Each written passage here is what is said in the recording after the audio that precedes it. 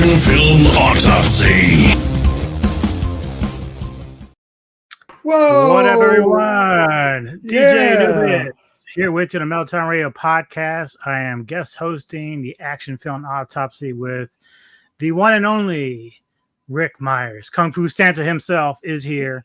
What? You're DJ Anubis? I thought you were Fat Samurai guy, had lost some weight, had lost some height, had changed his nationality. Oh, hey DJ. Hey, great, good. All right, we're good then. Blame Agatha. Blame Agatha. That's right. It was you're in another universe. All along. Anyway. So for this is mainly your baby. So for those that are on my channel kind of checking this out for the first time, what is this series about, this series of podcasts? Well, let me give you a little a background. I started in 1973. I was made assistant editor out of the blue. I mean, just as a total surprise to me. I've been drawing and writing my own comic books for my own edification. Instead of writing reports for school, I asked if I could write stories. So they let me write mystery stories and science fiction stories because I have read every single mystery book and science fiction book from the beginning of the genre to 1975. I stopped at 1975. 1973, I got a job at Atlas Comics, and that's important if you come. Supposedly, I'm going to be at the New York Comic Con this year as part of the Walmart booth to represent Atlas Comics. I should have worn my Atlas Comics shirts, but I didn't know I was going to mention that. But in any case, from then on, from Atlas on, wrote books, wrote magazines, worked in film, worked in television, worked in DVDs, worked everywhere. But I was a specialist. I became, in 1978, when I saw Drunken Master, I became a pioneer of promoting and researching and spreading the joy of Kung Fu movies and, well, at that time, martial art movies. Even I, at that time, really couldn't tell the difference between martial arts and Kung Fu. I can now. And so I became best known for that, even though I'm extremely well known for my comic work, my book work, and also my expertise on television detectives and television fantasy and science fiction. So I started doing a podcast many years ago. I did 100 episodes of the Action Film Autopsy podcast. And then I became 70 years old. And the last couple of, I don't know if you can find them anymore, last couple of the Action Film Autopsy podcasts, I couldn't think of my own name, let alone like words like the. You can see me you can hear me, I should say, on the last couple of the audio podcasts where I really couldn't come up with anything. I said, I can't keep doing this. But then the wonderful Fat Samurai guy who we've been friends with worked at the San Diego Comic-Con Kung Fu Extravaganza, which I helped create and I've co-hosted for 27 years now, or hosted for 27 years. My co-host and co-creator, Frank Jang, wasn't there the whole time. I'm the only person who has been at the every 27 Kung Fu Extravaganza. Oh, and the last one you had Cynthia Rothwick there, right? Well, that's her fourth visit. We've had We've had her guests. We've had everybody guests at least once over the 27 years. I'm looking forward to number 30 to see how many guests we can bring back. I gotta try to be there. I gotta try to get out there for that. Well, again, now Fat can go, but so Fat said, "Why? We talked because he had brought me in on some of his shows, and when I'm talking to somebody, you notice I haven't forgotten any words here because I'm talking to you. Right. If I was by myself, it would be like, what action? Action? What autopsy? What? Yeah. So he offered me to come on monthly, which was perfect. So we've been doing it ever since. And now again, he's having some emotion. Now he's taking care of his family, which is awesome. Yeah. And so you were kind enough to step up, and thank you so much. Hey, no problem. I appreciate it. And again, it's an honor because I really value your insight and knowledge into all things kung fu and even just action films and movies in general. So I know I've done some videos in the past with you with Samurai with the verses and all that stuff. So it's always fun kind of doing that. And it's been nice getting to know you and stuff like that. So And right back at you. There you you do have go. a list of stuff you want to go through tonight. And Yeah, we have the list of the ones. I haven't done every action film this month. There was some I just didn't want to do because I'm amazed you were able to get like there's stuff in your list that I want to see. I just have not been having the time to do it. Like I'm amazed that you're able to get in there and do that. So well, again, you'll find out why as we go along because I categorize the films, and this is one of the few times that we're starting with theatrical films first. Usually we do the streamers, but spoiler alert, I think the two best action films of last month, September, were on Netflix. They weren't in the cinemas, so we're saving those to last. right. And we're going to start because even though this is the September action film Autopsy, we're starting with a scary movie, which of course seems more likely for October. And that is because this is something else I like to communicate to my new audience about my feelings. Understand that I'm not telling you the best movies of the month. I'm telling you my favorites. And I'm, after 60 years of seeing movies and writing 4 books on martial art films and kung fu films and working in action stuff, I have a very specific point of view at this point.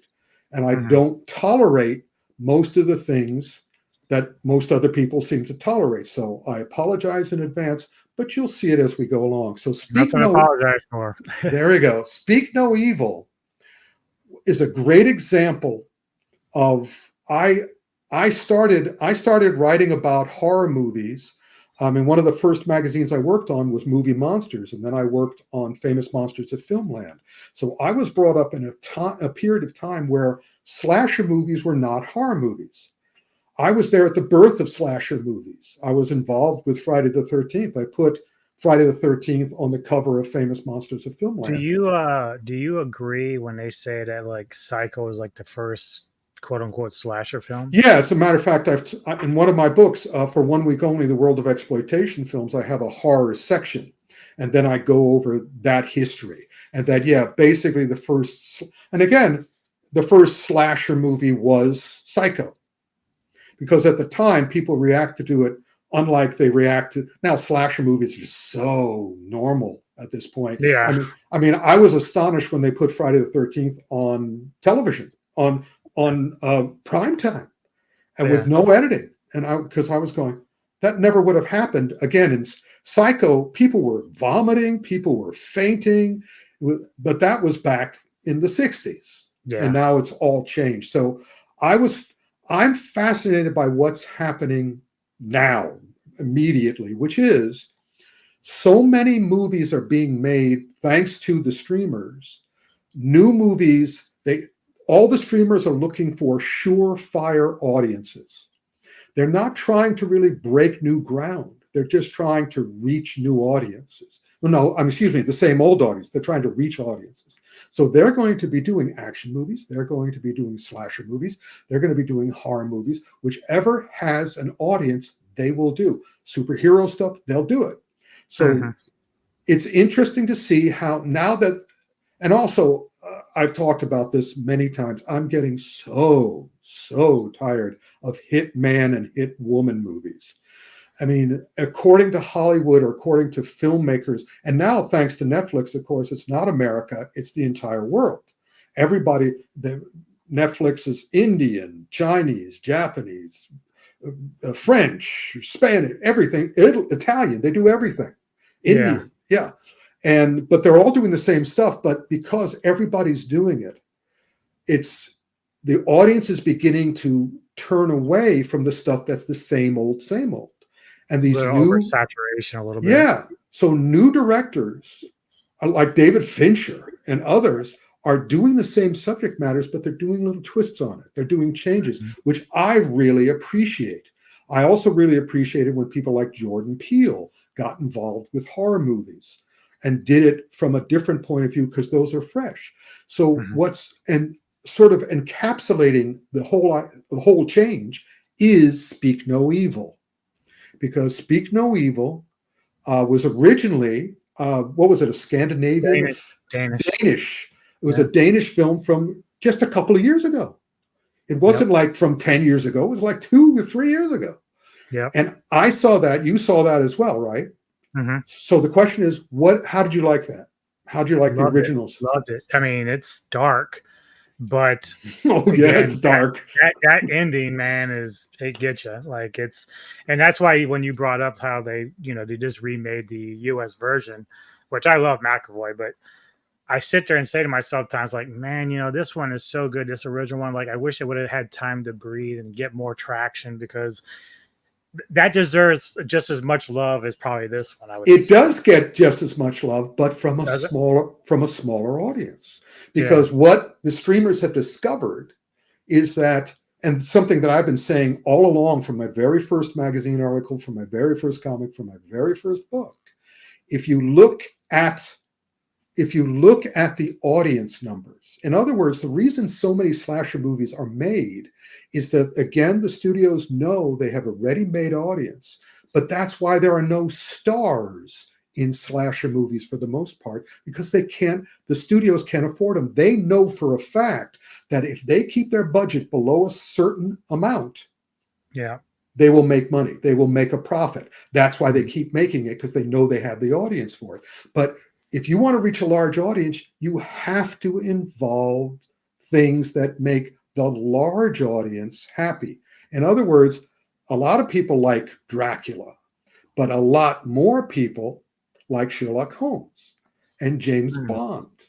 Yeah. And you look at the hero, Indiana Jones. And I feel my theory, based on history, that why Star Wars is running into so much trouble is that they have these new producers who say, we're going to be hip with Star Wars, and we're going to change it so the Jedi are not heroes, that Indiana Jones is not a hero, and Luke Skywalker's not a hero. The last show, and that's one of the reasons the second season has been canceled, The Acolyte, ends with them about to make see, here we go. I'm blanking on the name. What's the name of the guy with the ears? I have him right over here on my Yoda? Yoda. They were about to turn Yoda into a villain. Oh, wow. And the audience was like sort of going, well, no offense or anything, but so I was fascinated by the new Speak No Evil, because I saw the new Speak No Evil, because separates the old people from the young people, which is, I hated Speak No Evil. I hated the original Omen. I love heroes. I grew up in a very difficult childhood. I was essentially an abused child. I was thinking about this today. Whenever there's a Father's Day or a Mother's Day, I always put on my Facebook, earn it, parents. And then I said, why isn't there an abused child day? Boy, and then we could settle, I could celebrate. You're right. So I had a tough childhood, so I'm not interested in villains at all. I'm not. Yeah. I love it when the hero wins. That's why I hate it about. And I was on the set of Superman, and I became friends with Christopher Reeve and Richard Donner. So I was over at Richard Donner's house, and one of the reasons those guys tolerated me initially is that they always knew I would tell them the truth, that I wouldn't kiss their ass. So Richard Donner and I had a long talk about the Omen, a long talk. And he just ended it going, well, I wanted to be different. I wanted to do something that nobody else had done. So Speak No Evil, the new Speak No Evil, and again, James McAvoy is excellent. And what makes it work for me is that they do change the ending. They basically take the original Speak No Evil, which has one of the darkest and what I consider meanest. It has one of the meanest endings.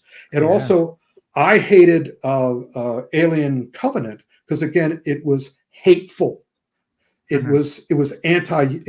hated humans, and I can understand why people hate humans, but it's not something. It's not something I go to the movies to see. I go to the movies to be entertained and to feel hope and to feel joy and to get excited and to cheer. And again, what's the most successful movie working right now? Avengers Endgame. Lots of heroes. Yeah. Lots of heroes who win.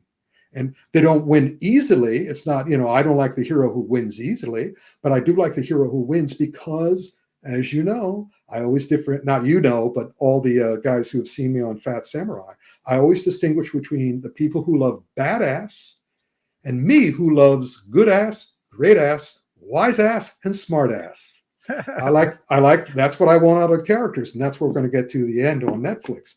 But Speak No Evil, what they did was they took the original, the first 3/4 approximately of the new Speak No Evil is almost exactly the same as the first one. Mm-hmm. Where they change is at the end, suddenly they take a piece of The Shining, but they take a huge piece of Straw Dogs, one of the great action films of all time, directed by Sam Peckinpah, starring Dustin Hoffman, and they do the Straw Dogs ending. So I haven't seen either one. I know they did a remake of that one too at some point.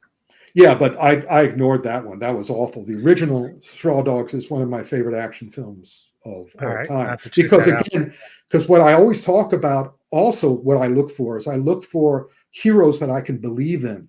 And, it's fine. It's Schwarzenegger and Stallone. They're all great. And So Fast, So Furious and John Wick. They're all terrific. But I like it when it becomes more, it's not a matter of the hero just going bam, bam, bam, bam. I'm going to kill. I'm going to get punched endlessly. I'm going to get shot. I'm going to be knifed, and I'm going to pretend it doesn't have any effect on me. Right. And the movie just goes on. In Straw Dogs, it's a fight, and it is not a sure thing. And it's Dustin Hoffman. And again, they don't turn Dustin Hoffman into Schwarzenegger. He remains Dustin Hoffman. He's like your everyday, ordinary guy. Yeah, and so what he has to do is what all my favorite characters in these movies do, is he gets smart. He realizes, just as I did when I learned real Kung Fu starting in 2001, that if somebody starts a fight, there's something wrong with them. And as a Kung Fu person, you can take advantage of that. If you start a fight, something's wrong with you. That was another thing I was taught in Kung Fu. So in the movies, if somebody pulls out a gun and starts shooting, and we'll get to that in a lot of these later ones too. And it's just like, it bores me.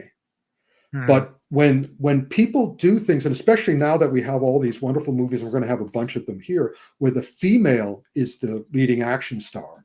And if they don't change her approach and she fights and she just like a man does, I just sort of go, it's not credible. It's not at all credible. I understand why they're doing it, but I don't enjoy it as much. But Speak No Evil, again, in Fat Samurai land, I tell everybody there'll be spoilers. I do a little song, there'll be spoilers, there'll be spoilers. So if you don't want to know the end of Speak No Evil, and I recommend, you see, I don't have any problems knowing the ending of movies because I want to see the movie. I want to see how the movie comes together and what makes it a great movie. So the plot, I've done 100 books. I've done 300 DVDs. It's kind of like, okay, there's nothing you can surprise me with. There are only 12 plots in the history of humanity. Right. So in Speak No Evil, they don't get away with it. However, my problem with Speak No Evil is that the Speak No Evil only works because the victims are stupid.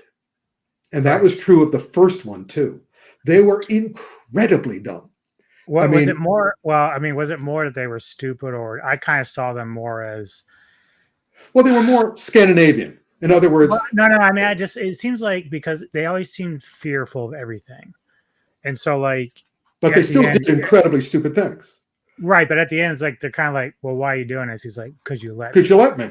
Yeah, and that's so and that's very powerful. But the thing the other thing that I love, this movie, the new version was made by people who felt the way about the first movie the way I did, because it wasn't so much.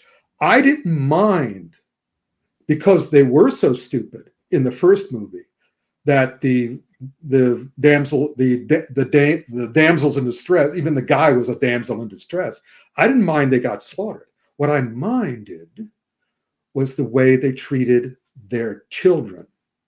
In other words, It was brutal. It was brutal. Well, the one who kills James McAvoy is guess who? Kid. The kid. And when that happened, you see, I highly recommend for anybody who wants to see the new Speak No Evil, see the original. Yeah. Because if you see the original, you'll love the new one. My quick question to you on this is, because obviously the original has a very dirty, dark, and it just makes you feel bad when you watch it. Like, it's a good movie, but it makes you feel bad. Does this one just turn the opposite and kind of gives you that hero feeling you were talking about, the good feeling? Well, it's not a good feeling per se, but it's a justified thing. It was like, because again, if they had because the heroes in this one are incredibly stupid too. I mean, one of my least favorite things, they have a gun and they leave it. They literally drop it. Yeah. I've seen that in so many movies, and it's so stupid. So everybody in this is incredibly stupid, but they still keep fighting. They still keep fighting despite their stupidity. But at the end, when their stupidity keeps them in a trapped place, and James McAvoy is about to win. Again, we'll give a little bit more of the details, and I apologize for this. What these people did in the first one and the second one is they find a family who they can victimize, a family with a mother, father, and child. Mm-hmm. They will kill the mother and father. Then they will cut the tongue out of the child and force them to pretend that it's their child. Yeah.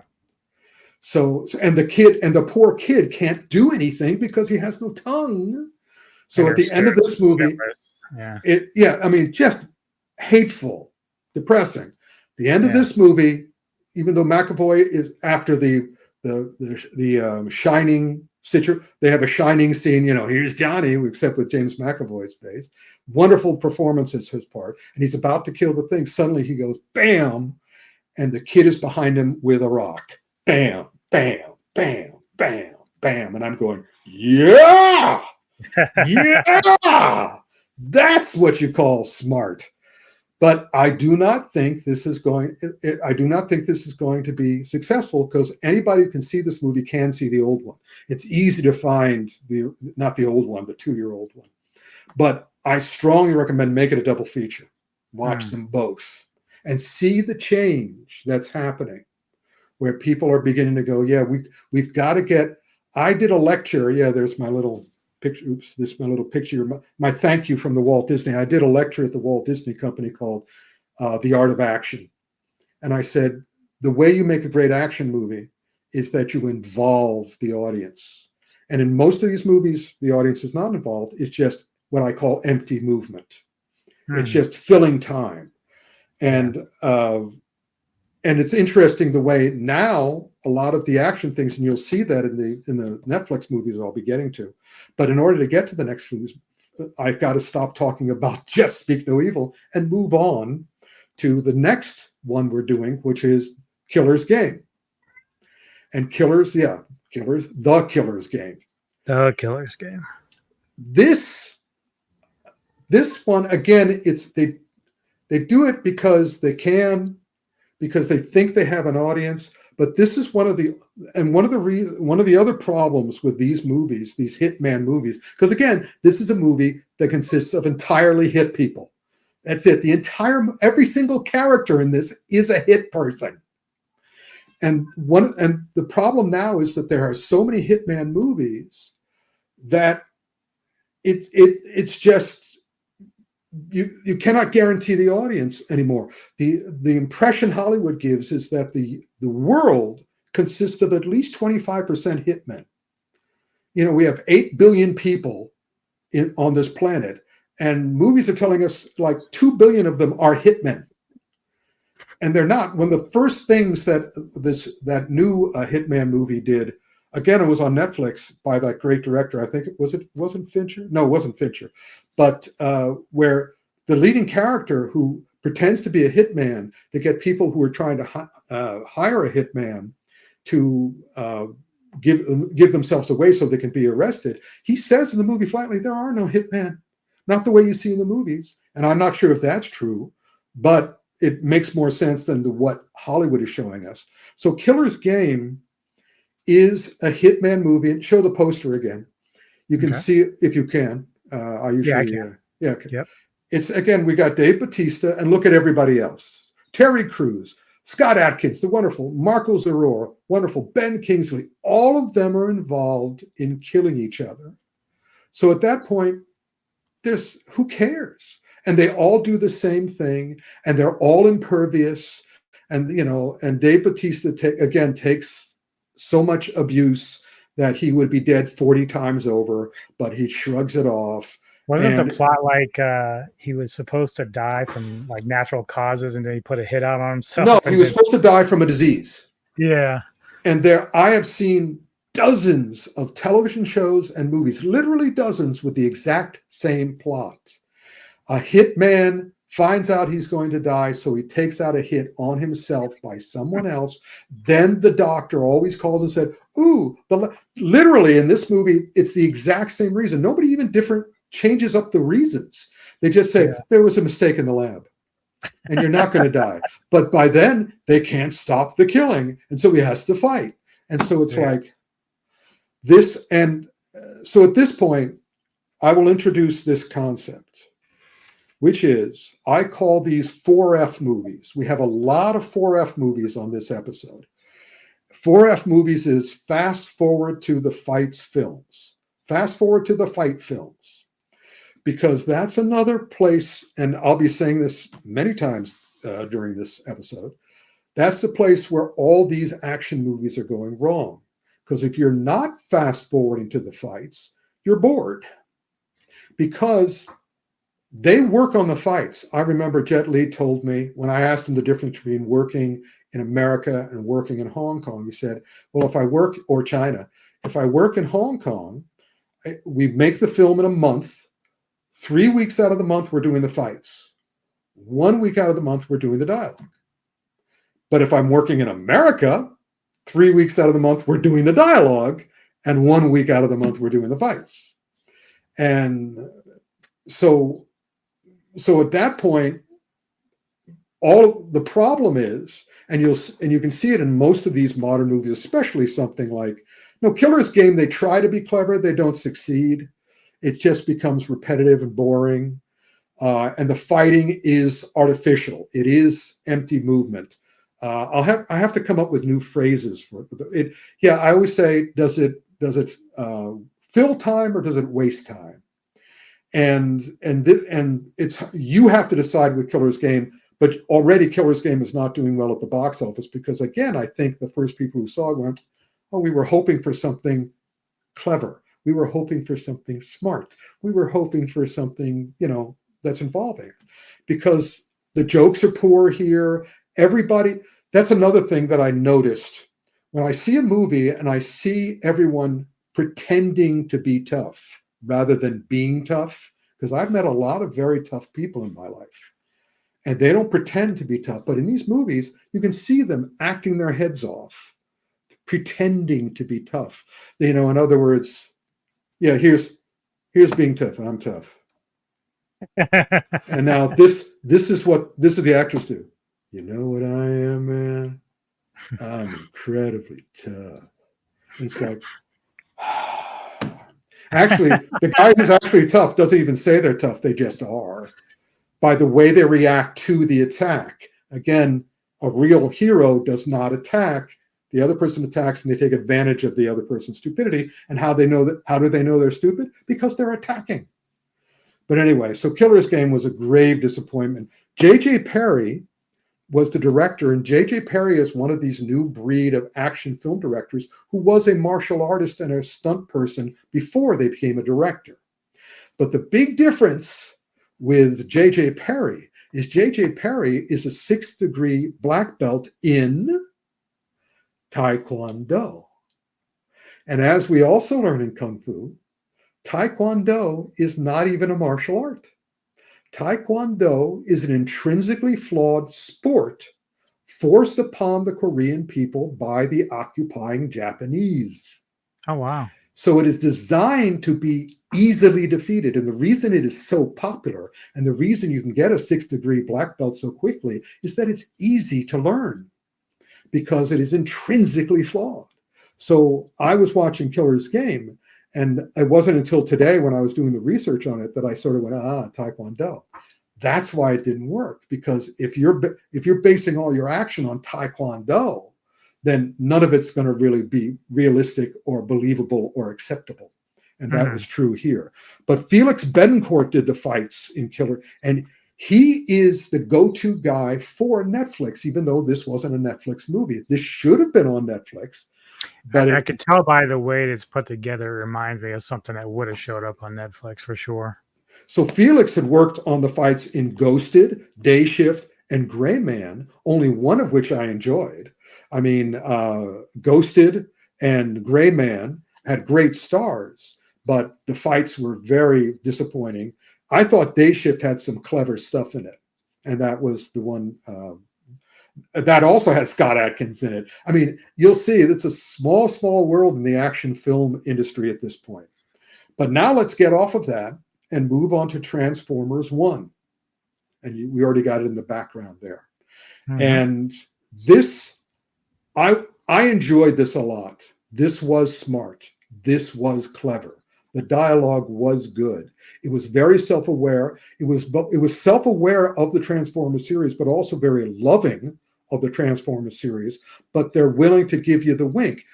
I only had one problem with this movie. The only thing, because it's directed by Josh Cooley, who also made Toy Story 4 and Riley's First Date. You go to Josh Cooley when you have a huge success that nobody wants to do sequels to, but Josh is willing to take it on. And Josh can't make it better than the first 3 Toy Stories, but he can be respectable. He can make it good. And I think the more people see Toy Story 4, the more they'll appreciate what Cooley did. Because that's kind of impossible. After those first 3 Toy Story movies, it's kind of impossible. But he pulled it off. But even so, people said, I'm not as good as the first 3. And my reaction was, well, duh. Of course it's not going to be as good as, but how was it? And that's true of the Transformers 1 too. My only issue with it is I am waiting. I mean, a lot of people are concerned about AI. I'm not concerned about AI. My idea is, what can AI do for me? And I'm waiting for someone to do an AI animated film, because you can see how the realism and the color and the shapes of what AI can do with art now. So do that. So they should have made, I feel, a AI animated Transformers movie with all the Transformers looking exactly the way they do in the live action movies. Did you enjoy the live action ones? When they were well written. I mean, the better ones I enjoyed. Many of them I was like, yeah. Because again, Michael Bay is Michael Bay, and as he gets older, especially you see his Netflix movies, most of those movies are like a spoiled child throwing his toys at the wall. So right. I didn't enjoy those. I didn't enjoy the stupid ones. I enjoyed the smarter ones. So I believe I know what AI is, right? But when it comes to like how you're describing like filming it, like so like movies I kind of like, so like Ready Player One or Battle Angel, those kind of look like they might be AI, but they're not. So how would I know the difference? How would I know the difference on there with that? Because it looks real.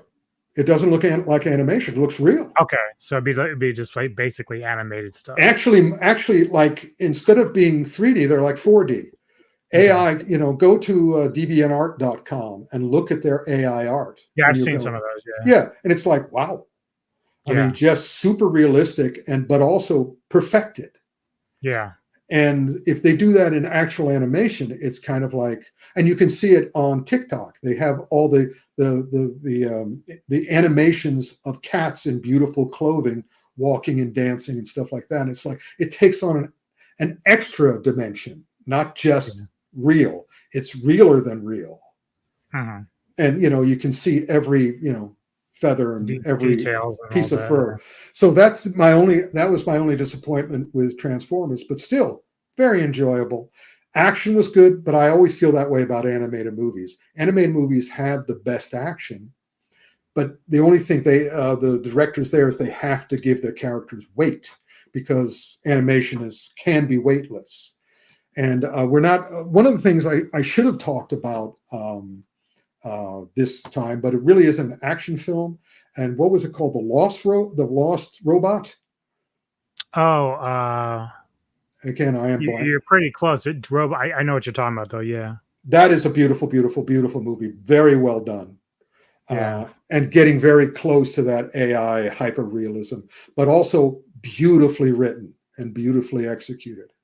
I mentioned it. Now let's move on to the last movie in the theaters for this month that I will talk about, and that is Beetlejuice Beetlejuice. This was another one of those duh movies for me, because again, I was reacting because we're in October now, and I wasn't able to review this before the end of September. I saw many of the other reviews, but then again, what's happening now is that there's no way you can, if you go look at the reviews of any movie, there will be people who absolutely detest it and people who absolutely love it. So it's very difficult, if you're looking at the reviews only, for you to decide. You just read the review. And by now, since I've been a professional reviewer for 50 years, I can tell the fake reviewers. I can tell when they're just trying to hurt somebody. But in any case, people are the people who don't like it are going, "Oh, it's not as good as the first one." And again, my reaction, well, duh. Right. But I'll see anything Tim Burton does, because Tim Burton is still a man of his own mind. And of course, when I was working at Disney and I was working other places, I was one of the people who kept promoting him when he did his first animations before he became a major. In Fangoria and Starlog, I would always promote his work. So I'll see anything. And again, this is enjoyable, as long as you don't come in with not a chip on your shoulder, a chip on your eye, or a chip on your brain. Right. Yeah. If you don't come in, it's not there's so much to enjoy in this. I already walked in knowing it's not going to be as good as the first one, so I'm good. And so I enjoyed it. Transformers 1, Beetlejuice ×2. There's a lot to enjoy. Neither of them are perfect. Mm-hmm. But in September, I'll take an imperfect, entertaining film. Yeah. Now let's get back onto streaming, baby. Now, the first one, Agatha All Along. Jack Schaefer was the writer of WandaVision and the creator of both WandaVision and this, so they're connected. So that's very enjoyable. And I'll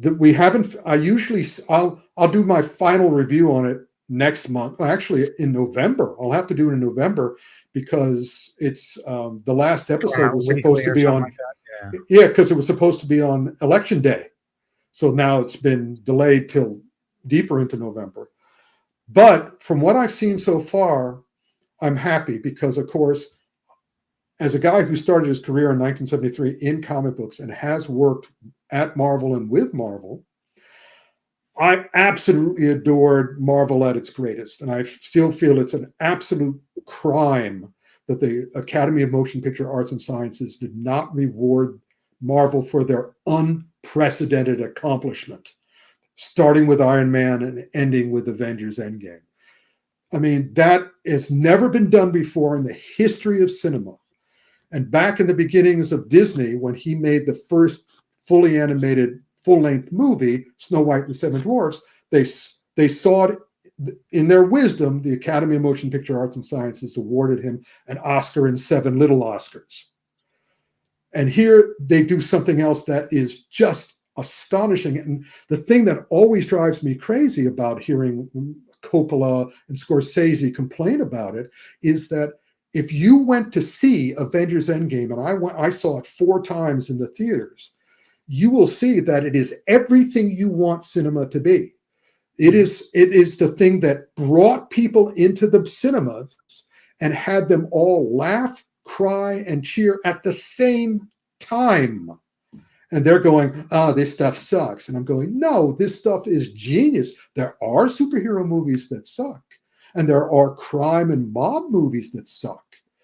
But that doesn't mean you made them, Francis. That didn't mean that you made them, Martin. So why are you lumping in the superhero stuff into the same thing too? Right. Yeah. Sometimes they kind of like overanalyze themselves to the point that they, obviously they're good directors on their own right, but because they have interest in other areas like comics, they're speaking of out of ignorance. Comics, believe me, I was again on the set of Superman, and I knew how the motion picture industry was ignoring comic book lovers. They should have been making these movies back in the 40s. But be that as it may, but I will also admit that Marvel did screw the pooch. Marvel did drop the ball. I mean, after Avengers Endgame, I thought they would carry on in the same manner, but then they started screwing up. Yeah. And I did a lot of research as to why that happened, and I have a theory, and I believe it's true, because at that time, the CEO of Walt Disney, the owners of Marvel, because DC has been terrible for years. DC has sabotaged their superhero movies for many years. So it was Marvel but they got a new CEO who I believe, and I have some evidence to this, purposely sabotaged Disney. If you look at the movies that were released during his tenure, and that's from Marvel, Pixar, Disney, and everything else, they made the worst movies of their recent history during that era. And it takes 2 years for a company to come back from that kind of destruction, because you can't make a movie in a month. It takes years and years and years. So that's why it makes sense that now Agatha All Along is doing what they should have been doing all along. And what I noticed, because I was worried after they showed the first 2 episodes, but now that I've seen the 3rd episode, I see what they're doing, and I went, hallelujah, because what they're doing is they're concentrating on one character per episode. They're telling the story. I mean, they're telling a little bit of each of the person's story, but the major story of each episode is on one character. And they're making me care.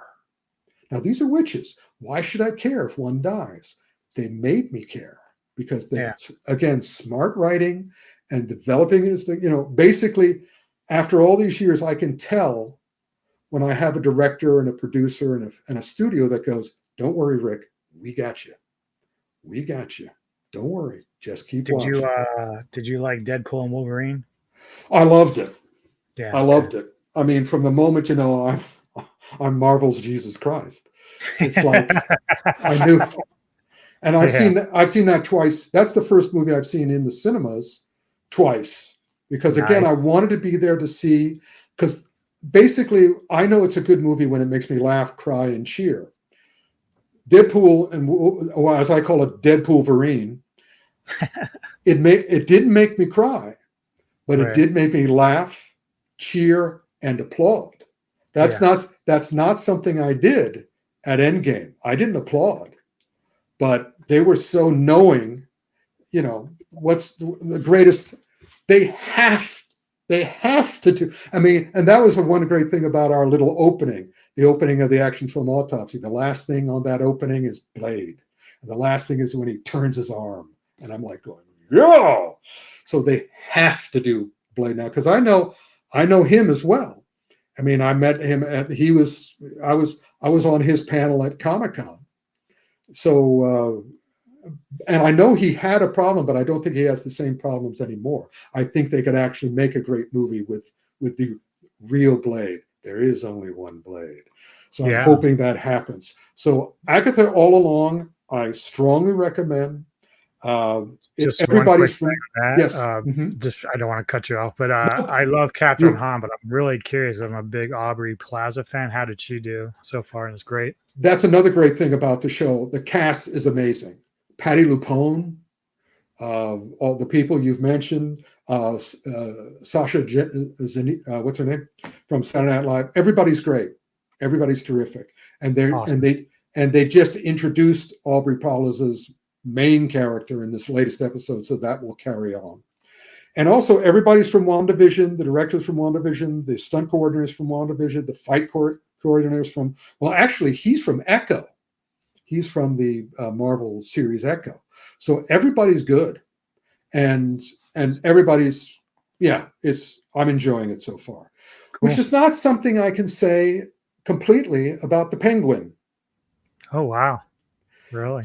So here's the again, this is the difference between DC and Marvel.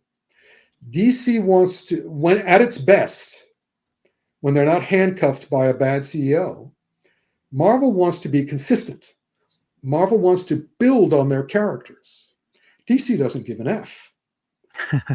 And basically, Marvel is San Diego Comic-Con. For fans, by fans. DC is New York Comic-Con. By businessmen to exploit fans. And so basically, people are going, can I do Batman this way? Yeah, go ahead. Can I do Batman this way? Yeah, go ahead. Can I do Penguin this way? Yeah, go ahead. We don't care. More the merrier as far as we're concerned. Do as many as you want. We don't have to build on anything. We're just going to gimmick, let's do the gimmicks. So Penguin is beautifully done. No question, it's beautifully done. And I mean, it's done by the people who did Agents of S.H.I.E.L.D. It was just, so I was surprised because they're doing, well, actually, in a way, it's very interesting because they might be doing this to Francis Ford Coppola because they're making the Penguin Godfather style. Yeah. So now that I just thought of that. So I sort of, maybe I'll watch it some more to see whether they keep giving me hints going, Rick, just keep watching. We're going to keep, twist the knife. Yeah. Because the best thing about this show is the makeup acting. The thing that made me mesmerized by the first episode is how does he do this performance under all that makeup? It's that guy under that makeup. Yeah. How is he doing this?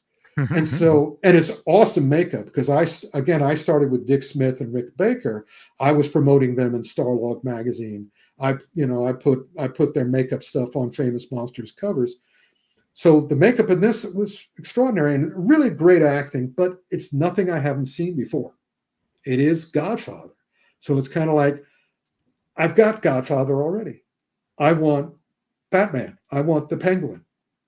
And I've been, being the hero guy, I've been unhappy with the Matt Reeves take on, it's again all dark, his Riddler and his Joker. I thought the other Jokers, Cameron's Joker, those were amazing performances and amazing Jokers. And I don't think they can do better. So I was really looking forward to the Riddler because people haven't done the Riddler very well. And I still believe they haven't. I'm still waiting for a really good Riddler. I kind of enjoyed Carrie's. He was a little bit comical, like way of, I guess, you like disagree. Ooh. I don't know. I thought he was pretty funny. Maybe it's just because it's Carrie doing Carrie, but it wasn't his fault. It was Shoemaker's fault, the director. Yeah. Because Tommy Lee Jones as Two-Face would have been brilliant too, but they had him camp it all up. They should have done it hyper realistically with those two actors. Because all Carrie ever wanted to do is to do honest acting. And if you ever watch his movies where he tries to do honest acting, he makes the mistake where he goes too quiet. He goes too unemotional. He goes too blank. Yeah. Because and that doesn't work either. So that's why I did like Nolan's version of the Joker as well as Two-Face. I thought it was great in that. Yeah, in both of exactly. Although he never had the chance to do Two-Face to its full blossom. Right. Yeah. So in any case, I still enjoy the Penguin more than Wolves. Wolves with an S, not wolves with a V-E-S, wolves with an S. And that pretty much tells you all you need to know about this show, this movie. It was supposed to be in the theaters because they spent, $30 million on the stars. Oh, wow. On the two stars, with the promise that it would be a movie in the theaters. And of course, it's John Watts who did the best Marvel movies outside of Marvel. He's the one who made the Spider-Man Home trilogy, which were also awesome, awesome, awesome, laughing, crying, cheering, applauding movies. And he does this with them. And it's like, but again, my fault for expecting more. It's not a terrible movie. It's just extremely artificial. And strangely enough, very reminiscent of a Scott Adkins movie called Accident Man 2, Hitman's Holiday. I'm watching Wolves and going, that's right out of Hitman's Holiday. That's right. What? Huh? Did you guys just, and I checked the screenwriter, they weren't the same. So now I feel, because again, Scott Adkins has been a guest at the Comic-Con. Scott needs to get some residuals off of that. So I was going to say, did they just say, could we borrow the plot? Because it's not a terrible, it's just, again, it's artificial. Everyone's fake. These guys, basically they're being charming. They're being cool, but they're being charming and cool in situations that don't really require charm and cool.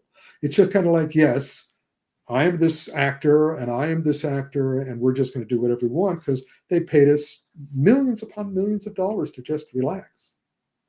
So anyway, but again, if you have time to kill, if you have time to fill, kill and fill rhyme. If you have time to fill, Wolves is not the worst thing you can do, but lower your expectations. And now, here we go. When I was starting in the film business back in 1985, I wanted to make great action movies. And my idea on making great action movies was to follow my idol, Jackie Chan. Because Jackie Chan was the only guy who actually did what Bruce Lee taught. Everybody else just copied Bruce Lee or copied the artificiality, the noises, the stances. They just copied the way he looked. And when he was still, they couldn't copy the way he moved, but they could copy everything else. Jackie Chan is the only one who, because Jackie Chan worked with Bruce on several of his films and idolized Bruce. I have stories that Jackie told me about his adventures with Bruce. But Jackie did what Bruce actually taught, which was learn everything you can from everyone and everything you can, then make it your own. Jackie's the only guy who did that. And everyone else I've talked to, because again, they want to be badass, they don't want to be smartass, they take out everything and they take out and make it your own. Just learn everything you can from everyone you can. But you see the difference with Jackie when he adds the things too. That's why when Jackie's in a room, it's just not people he's fighting. He's also using every prop, every piece of everything. Yeah. And so he's the one who learned. So I wanted to do that. And I wanted to do it cheap. I believe because I knew a bunch of martial artists. I was studying martial arts in America and Kung Fu in China, in Taiwan specifically. And I wanted to do those. And I found out every time I tried, and I would come in with these ideas, and I would be shut down because the studios and the networks. Yeah, I wrote 12 Ninja Master novels. So I was supposedly the master, the ninja movie, the Ninja TV show starring Lee Van Cleef was in part inspired by my novels. But it also was largely inspired by the rip-off ninja movies that Golan Globus and Canon were making. And once they had that audience, they were not going to do something smarter or more difficult. Because also I did the audio commentaries for the great Japanese ninja movies, which were realistic and based on history and not based on silliness and nonsense.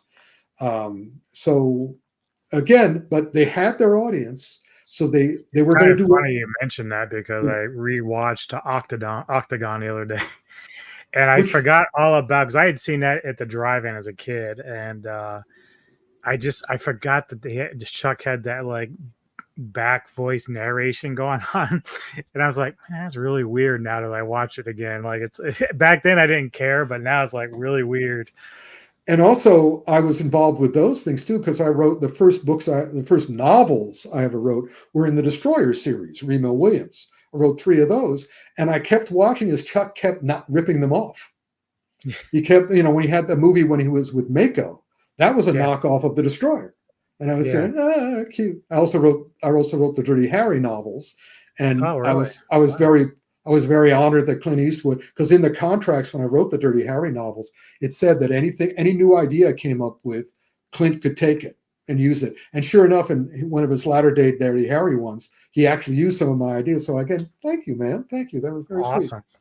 So I wanted to make these movies, and I kept hitting a wall because the studios, the networks, the filmmakers said, no, we are going to make these movies for the foreign audience. That's the only way we know we can make money, because we don't, in order to make a really good, that's another reason why movies like Nightmare on Elm Street 3, Dream Warriors, they shut that down as fast as they could, because the moment you make, because the first 2 Nightmare on Elm Streets were what they are, but then they did Dream Warriors, which was great, and then the studio said, never do that again, because we have to make the next one better than that if we do that, and it's good. So they want them all to be mediocre so they can make them easily. They don't have to, God. because they know they have their audience as long as they keep the movie under a certain budget, and that was true with action movies at that time too. So basically, and I was fascinated to find out, because you wanted to get the movie into Asia, you wanted to get the movie into Africa, you wanted to get the movie into Europe, you wanted to get the movie everywhere. But each one of these countries had their own rules and liked what they liked. And by the way, you discover very quickly, another reason why I left Hollywood, is that they always say the audience wants this. And it's never true. It's never true. It's what the producer wants. It's what the studio wants. It's what the filmmaker wants. And they say the audience wants it, but they want to do what's ever easiest. And that's why most of the action that's being done now is so familiar and repetitive. Because again, they want to do it in 1 week rather than 3 weeks, the way Jet did it. And in order to do that, and also to have recognizable actors, etc., they have to do the stuff they're used to. I mean, when you see the live action Mulan, and the live action Mulan had some of the greatest kung fu guys in the world in it, and there was no kung fu in the movie. Same thing with the awful Crouching Tiger, Hidden Dragon 2, where again, not a moment, and the one with Jet and Jackie in it together, Forbidden Kingdom, no kung fu in it. Kung Fu. I was the Kung Fu consultant on Kung Fu Panda 1. That has great Kung Fu. Kung Fu Panda 2 and 4 have no Kung Fu. So I couldn't make the movies I wanted, even cheap, because they say, oh, the audience won't accept it. And I'm going, no, you won't accept it. Right. If they don't want the audience to taste something that makes the audience go, that's delicious. Give me more of that. They're not going to be able to do it. They don't want me to have power. They want to have the power. And they also want to do it completely easy on them. So what we have now is there are 4 movies that came out in September from Tiger Style Media in collaboration with Republic Studios and Paramount Studios. And these are those movies. And they're done just like, that was the other thing, that when I wanted to make my movies back in the 80s and the 90s, they would go, well, it has to be a package. You have to we have to make a deal for 4 or 6, because that was the way I was writing. I was writing in the Dirty Harry series, I did 6 books. In the Ninja Master series, I did 12 books. And so they want a package. And so when I saw these movies come out, I sort of went, back in now the streamers have become so prevalent, they can make packages again. So hopefully that will happen in the future with other stuff. But here we have, let's see. So there are 4 movies. First, there's Hounds of War, which I which I don't think is a Tiger Style Media movie. It's got a great cast. Isaac Florentine, who is a well-known exploitation filmmaker, did it. So the moment I saw Isaac Florentine directed it, I sort of went, well, I know exactly what level this will be on. This will be a 6 at best. Also, I saw it was Frank. It was a great cast. Robert Grillo, Patrick, yeah. Rona Mitra, Frank Grillo. I love all these guys. Oh, I love Rona. Yeah. Oh, but it let me do my impersonation of watching the movie.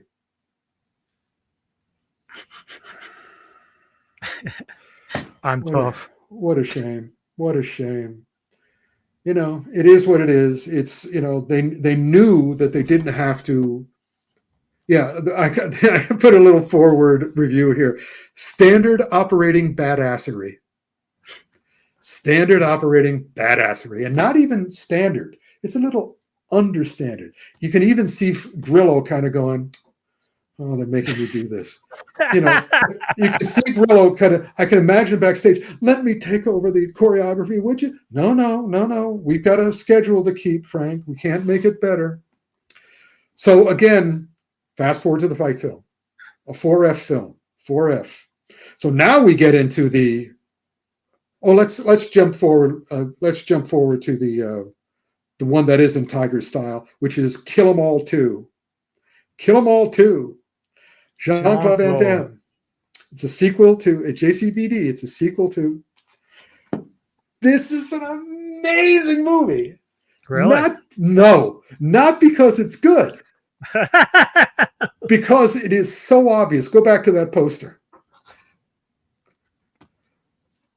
There is what they should have made was a poster where you would be able to reach back behind Jean-Claude's head and peel him off, because whenever he talks, whenever he walks, it's him. Yeah. Whenever he fights, it's not him. Not him. And it is painfully obvious it's not him. Oh, but the other awesome thing when I was doing the research today, it's directed by Valery Milev, who is a man. He's Bulgarian. It's obvious, like most of these movies, they're made in Bulgaria because that's where the, you know, inexpensive movies are being made now. And Simone Belli, who's also a man from Spain, did the choreography. But if you look at the cast, if you go to the IMDb and you see in the list in the stunt section, it says Jean-Claude Van Damme's stand-in or stuntman is Svet Toliubov Ilyev. That's his name. And if you check, this is the funniest thing, if you check his IMDb to see what else he has been in, when they list Kill 'Em All 2, and you see what his credit is, you see his credit in Kill 'Em All 2 is Jean-Claude Van Damme. That's what it says. He's playing, they say in the credits, he's playing Jean-Claude Van Damme. Oh my God. That he lists it in his credits. So it's a little joke. It's kind of like, yeah, this is a Jean-Claude Van Damme movie. When he's talking, it's Jean-Claude. When he's not talking, it's me. It's me, it's Svet. And Svet's a really good stand-in. So, you know, watch it for Svet, because he's Jean-Claude Van Damme in this movie, and that's cute. Now, into the Tiger Style Media, Republic, and Paramount films. I guess we'll start with, should I put it in alphabetical order? I think that's how I have it. Let's do that. Duchess. Duchess, from the director of The Descent. And also the star is Charlotte Kirk. She was also co-wrote it. And Katie Lotz was from the So it is the same guy that did Dog Souls. Oh no, yeah, wait a minute. I'm sorry.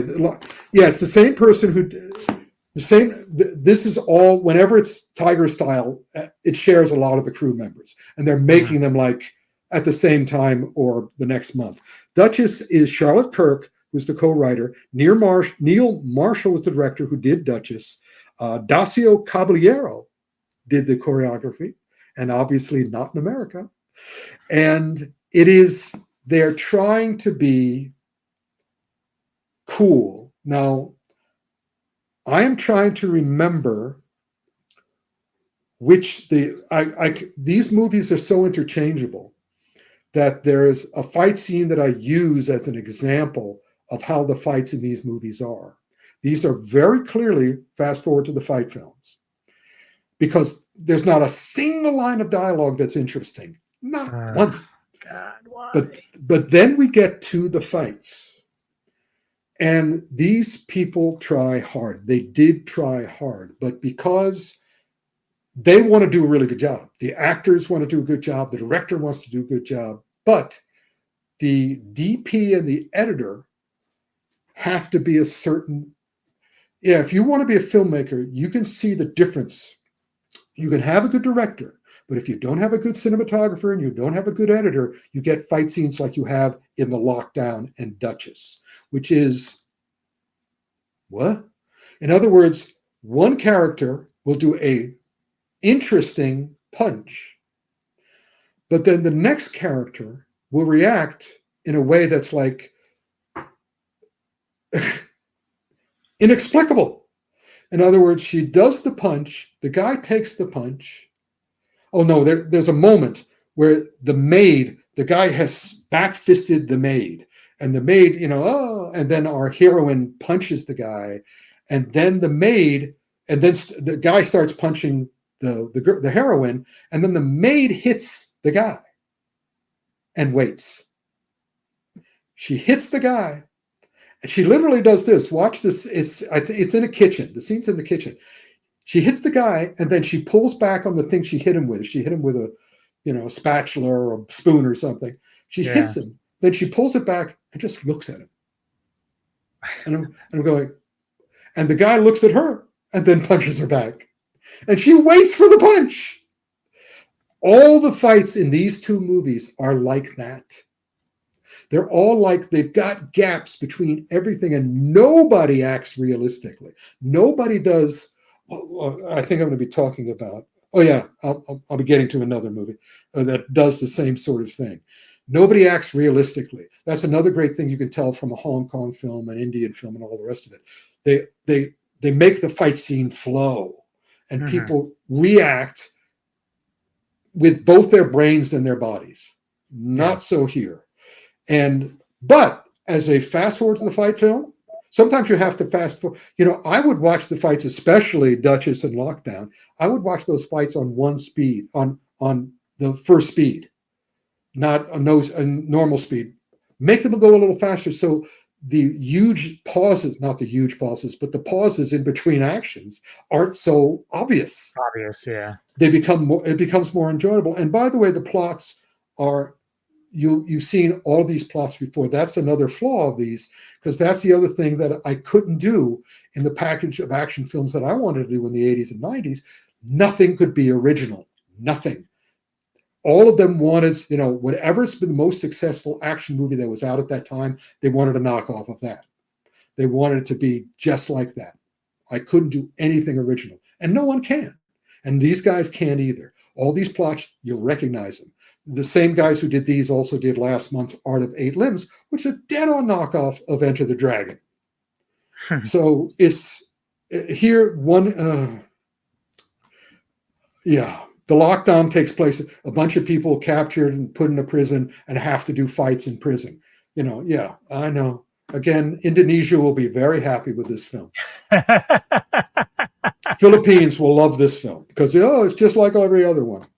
Then we get into the one piece of inventiveness, and that is Kung Fu games. First of all, they're calling it Kung Fu, which is nice. And there's got a lot of weapons in it. It's Ryan C. Jaeger, who also did either Duchess or Lockdown. I can't remember, but he also directed both.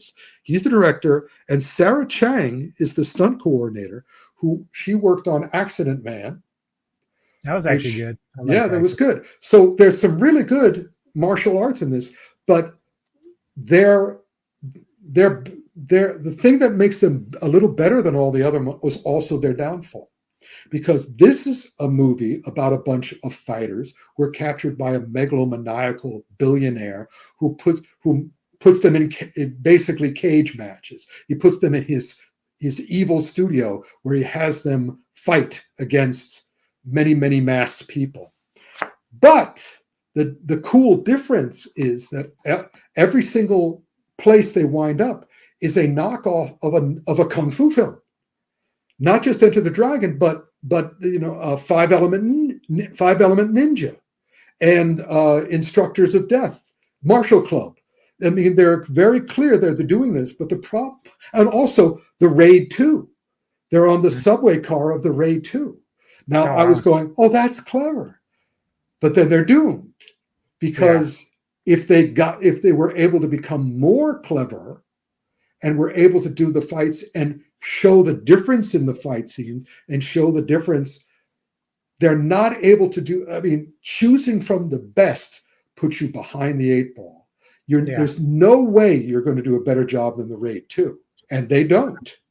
There's no way they're going to do a better job than Martial Club, and they don't. There's no way they're going to do a better job than Super Ninjas or Five Element Ninja. They don't. Exactly. So at the same time, I'm sort of like going, I appreciate you trying to be clever, but you did a catch-22 on yourselves. I'm still enjoying it. I'm glad, because Lord knows, what's her name? I mean, in your opinion, this stuff, when they do stuff like this, do you feel like it's just more of a love letter to those kind of films, or are they actually trying to? It's an homage. It's saying that we know where Sarah Chang, and also there's a lot of kung fu weapons. Mark Strong is in it. So of all the ones we've talked about so far, that would be the one I suggest you watch. But at the same time, you can watch all of them. Just put them on one speed. Just put them on 1x speed, and let them go through. I had to mention this because I was affiliated with the WWF, now known as the WWE. And when I saw Netflix had a documentary on Mr. McMahon, titled Mr. McMahon, and I knew him and met him, and the moment, he's one of the few people I've ever avoided shaking the hand of, because he came out of the elevator.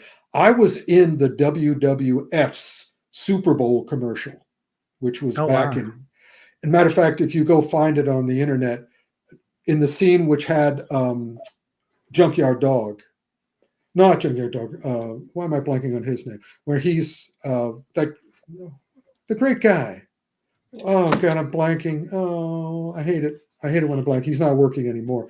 But there's a scene where he's on the balcony overlooking the lobby of WWF, and if you look past his shoulder, you'll see somebody strangling the receptionist. That's me. I'm strangling the receptionist, because the whole thing is big. What it's like at WWF, where everybody's fighting, right?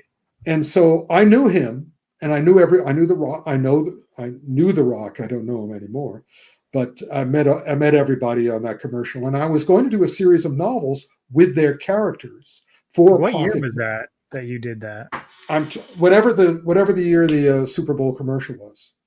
Oh, okay. I'm too old. So they've only done a Super Bowl commercial once with WWF. Right. Only one Super Bowl commercial. Okay. And so it was that year. But then I was going to do a whole series of books. But as usual, I said these books and Pocket Books was ready to go with them. But I knew that Mr. McMahon fired too many people for us to be able to create a series, because he will have fired somebody and then the book would be dead if they had that character in the book. So sure enough, it didn't happen. So, but as soon as I met him, I knew this. Oh boy, I know preverts when I see them. When I'm a prevert too, and it's just like, but I'm a prevert in fantasy. I'm not a prevert in reality. Yeah, there's a difference. There is a huge difference. And a matter of fact, I also worked on they had a section of comics in the Playboy back in the day when Playboy, during its dying years, they had Playboy Funnies. And I was dear friends with Chris Brown, who did Hagar the Horrible and also did a bunch of Playboy Funny comic strips. So he got me involved, and I wrote several comic strips for them. That none were, I think only one was published, and that was a satire of Flash Gordon. And so I went to a bunch of their parties, and all they ever talked, they knew all about Bill Cosby. They knew all about it. They told me flatly what Bill Cosby was doing. And I just sort of went, yee. But then again, Bill Cosby was not there at the party, but he had, he was in California. So the same thing with Mr. McMahon. Everybody knew what he was doing. But then again, also because I was involved in Hong Kong cinema, I met Harvey Weinstein, and we all knew what he was doing too. But it only got to a point where it wasn't allowed anymore. And the same thing. This is a fascinating documentary, and the most interesting thing about this documentary, you can see Vince McMahon dissolve before your eyes. You watch him as it goes on, and you see him steroids, you see him post steroids. And after post steroids, he literally begins to fall apart. It's incredible. And it's scary. But hey, it's got a lot of action.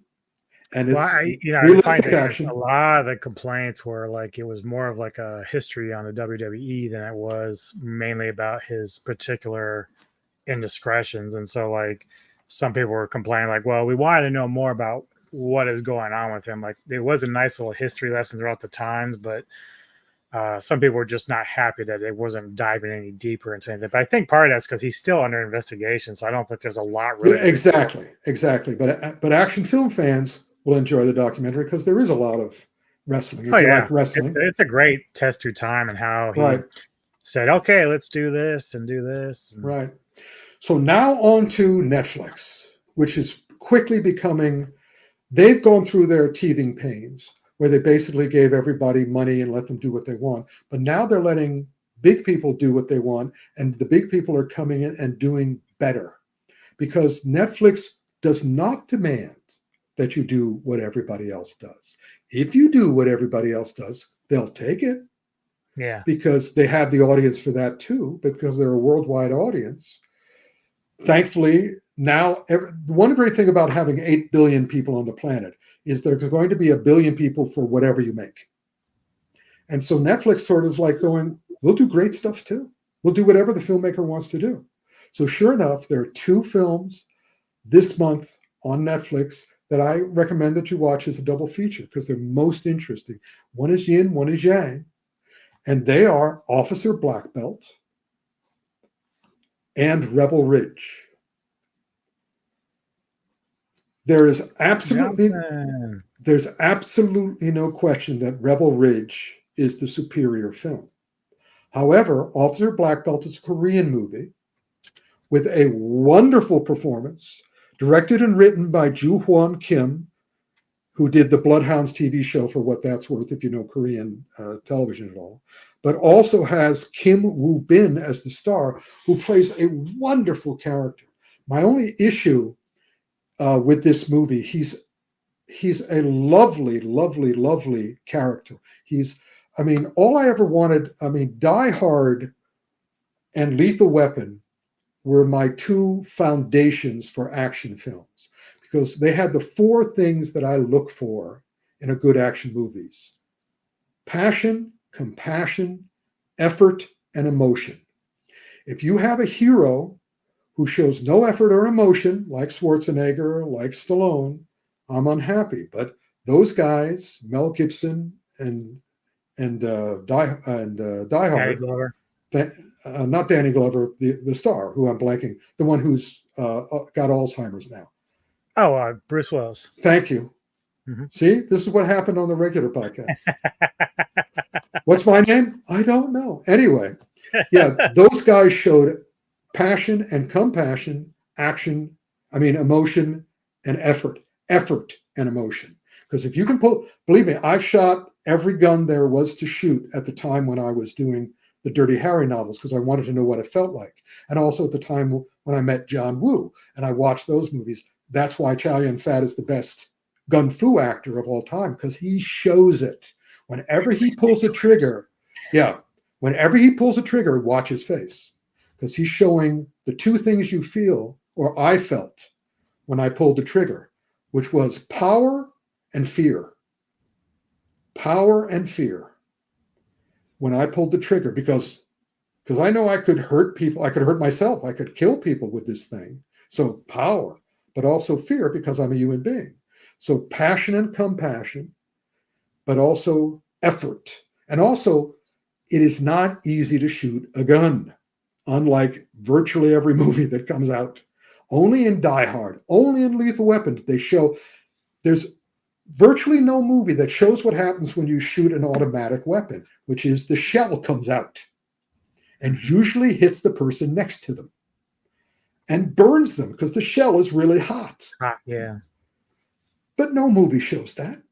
Right. They want to make it look, oh, there's no effort, there's no emotion. I was working with a guy who's one of the great Green Berets of all time. And he's killed many people. And every single person he's killed is a scar in his brain. And it's taken him years to recover from. So, yeah, imagine all the great movies you can make if you just do it realistically. And punching also. When I teach my Kung Fu, I never make a fist in my Kung Fu. Never. That's the dumbest thing you can do.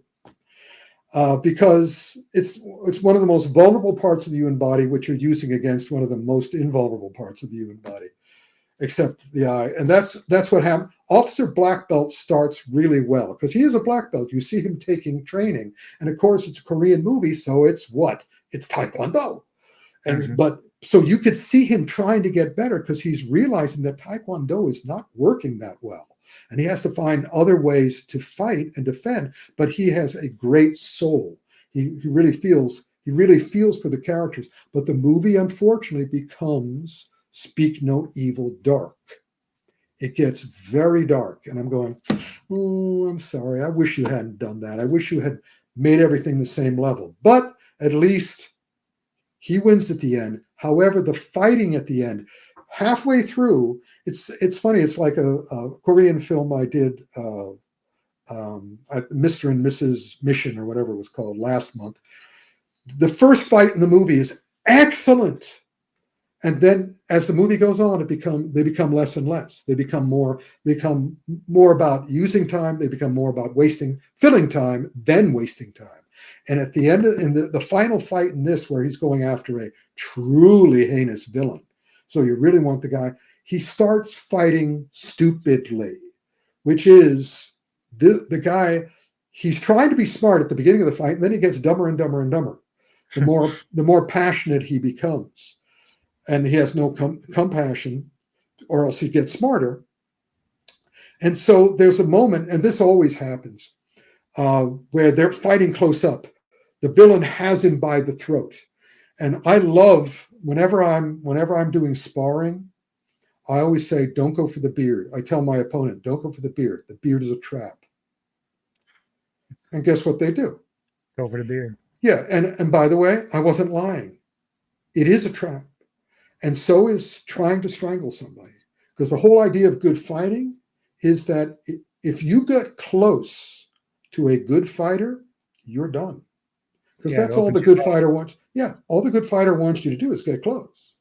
And yeah, so I think my problem in this film was just that, like, I really liked the characters and the story was great, but like, I kind of felt like it, kind of like you said, like he's just fighting towards the end got kind of dumb, but I felt like there needed more energy there. Like, these were really, really bad dudes, and like I really wanted them to pay in the harshest way possible. And he never quite goes there, so it does give a testament to his humanity. But like at the same time, he was kind of a hothead anyway, which is interesting. Which is again, Taekwondo. Yeah. I wish he had been more of a kung fu guy, because then he would have been smart. Because again, when the guy starts choking him, I'm going, your opponent's face is less than a foot away from you. You have two hands with 10 fingers. And at one point, the villain puts his finger or his thumb into our hero's wound. But meanwhile, at that point, the villain has his eye wounded. And I'm saying, he's teaching you what to do. Just bam. I mean, I always say, take take your thumb, put it in the nose, in the nostril, take your fingers, put it in the eye, and keep pressing until they all three meet. Yep. But again, so that was that. It was, but it's still good and it's worth seeing. But understand that he becomes dumb. However, did you see Rebel Ridge? I did not get around to that one, so I am curious about it though. It's just great. It's just great. It's a guy named Jeremy Saltner, writer director. His last popular movie or interesting movie, the movie that people were going, "Oh, we got to watch this guy," was Blue Ruin, which came out 11 years ago.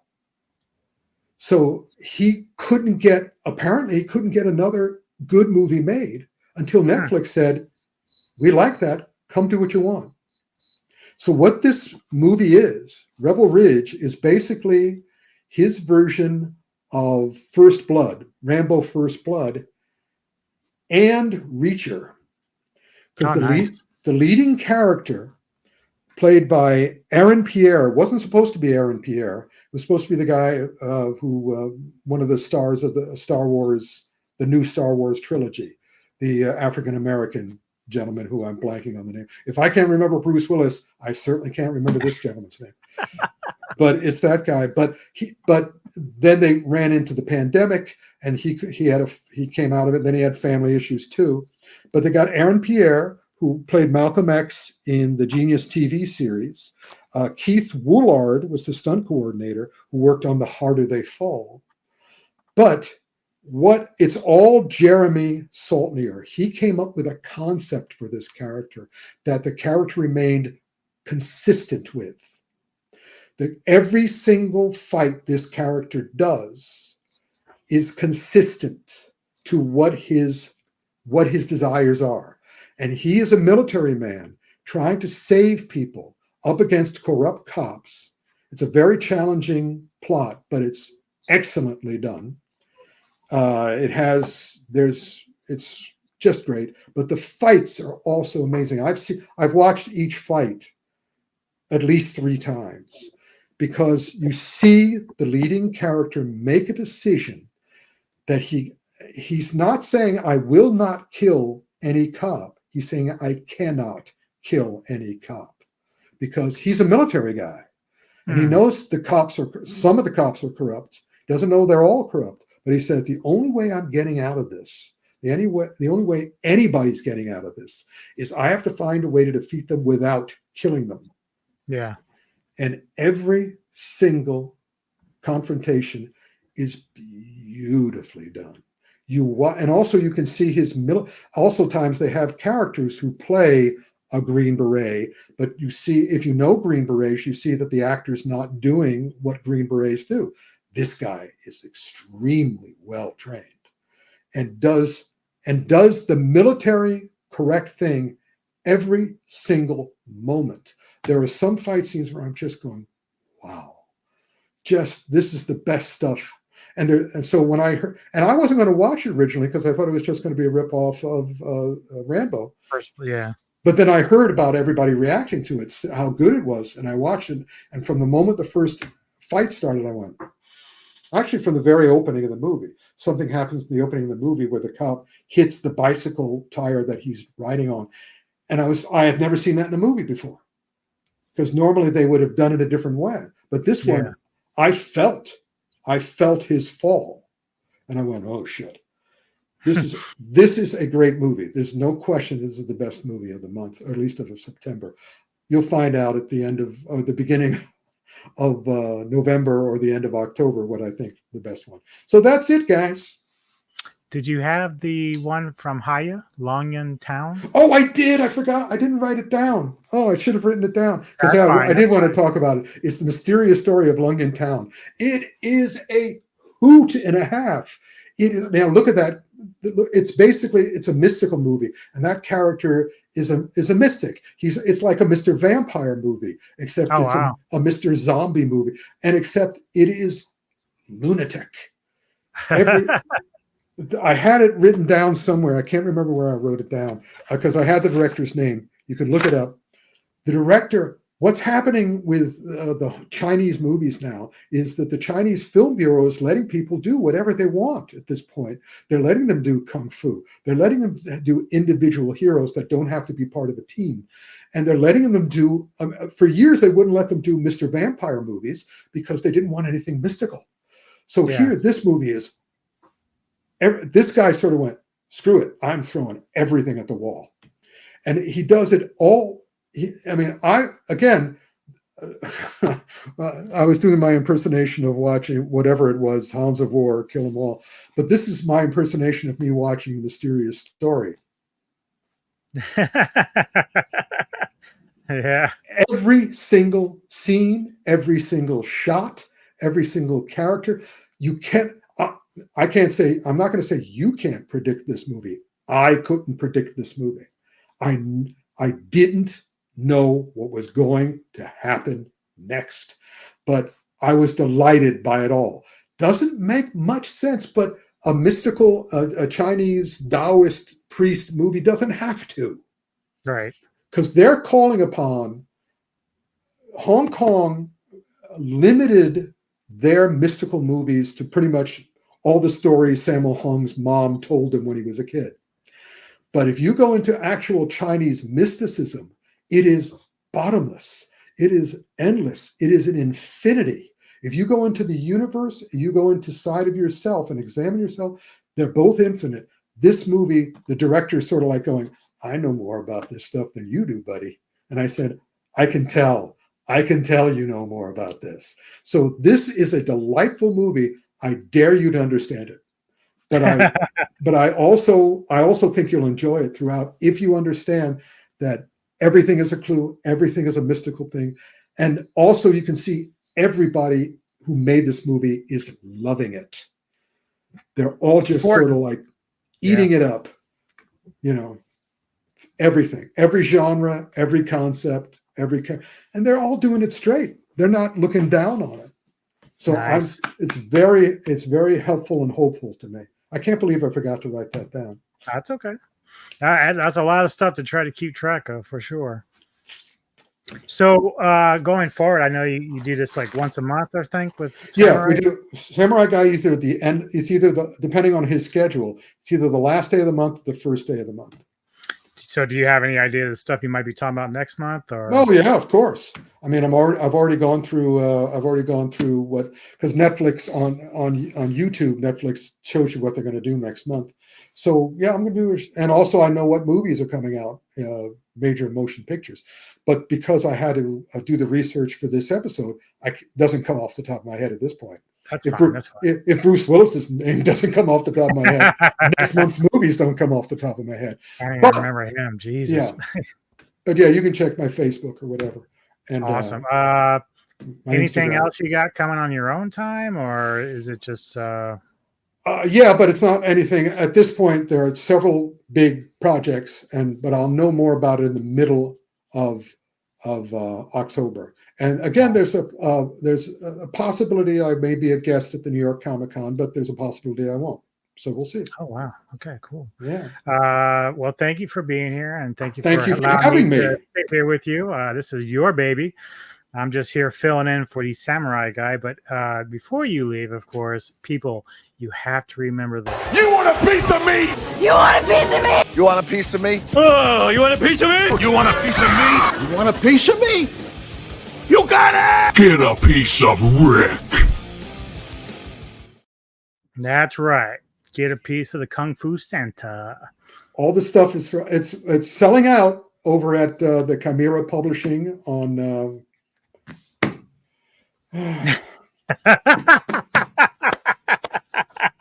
It's okay. We're going to have it in the description box for you all when it gets posted. So fear not, Rick. We got you covered.